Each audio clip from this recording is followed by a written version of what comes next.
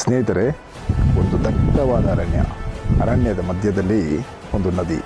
ಆ ನದಿಯಿಂದ ಸಿಂಹರಾಜ ಸ್ನಾನ ಮಾಡಿಕೊಂಡು ಹೊರಗಡೆ ಬರ್ತಾ ಇರುತ್ತೆ. ಅದೇ ಸಮಯಕ್ಕೆ ಎದುರುಗಡೆ ಒಂದು ಕಾಡು ಕಿರ್ಬ ಮೈಯೆಲ್ಲ ಕೆಸರು ಮಾಡಿಕೊಂಡು ನಡ್ಕೊಂಡ್ಬರ್ತಾ ಇರುತ್ತೆ. ಸಿಂಹರಾಜ ಅದನ್ನು ನೋಡಿ ಪಕ್ಕಕ್ಕೆ ಸರಿಯುತ್ತೆ, ಅಂದರೆ ಕಾಡು ಕಿರ್ಬಕ್ಕೆ ದಾರಿ ಮಾಡಿಕೊಡುತ್ತೆ. ಆ ಕಾಡು ಕಿರ್ಬ ಅಲ್ಲಿಂದ ಹೋದ್ಮೇಲೆ ತನ್ನ ಗುಂಪಿಗೆ ಹೋಗಿ ಜಂಬ ಕೊಚ್ಕೊಳಕ್ಕೆ ಶುರು ಮಾಡುತ್ತೆ. ಏನಂತ, ಸಿಂಹರಾಜ ನನ್ನ ನೋಡಿ ಎದ್ರುಕೊಂಡು ಪಕ್ಕಕ್ಕೆ ಸರಿಯಿತು ಅಂತ. ಅದೇಗೋ ಸಿಂಹಗಳ ಗುಂಪಿಗೆ ವಿಷಯ ಗೊತ್ತಾಗುತ್ತೆ. ಸಿಂಹಗಳೆಲ್ಲ ರಾಜನ ಹತ್ರ ಹೋಗಿ ಕೇಳ್ತಾರೆ, ಸಿಂಹರಾಜ ನೀನು ಕಾಡು ಕಿರ್ಬನ ನೋಡಿ ಎದುರುಕೊಂಡ ಅಂತ.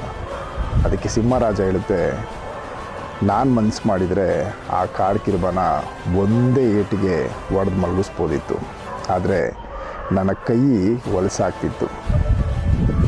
ಅದೇ ಥರ ನಾವು ಕೆಲವೊಂದು ಜನರಿಂದ ದೂರ ಇರ್ತೀವಿ ಅಂದರೆ ಅವ್ರಿಗೆ ಎದುರುಕೊಂಡಲ್ಲ, ನಮ್ಮ ಮನಸ್ಸು ನಮ್ಮ ಕೈ ಗಲೀಜಾಗಬಾರ್ದು ಅಂತ ಅಷ್ಟೇ.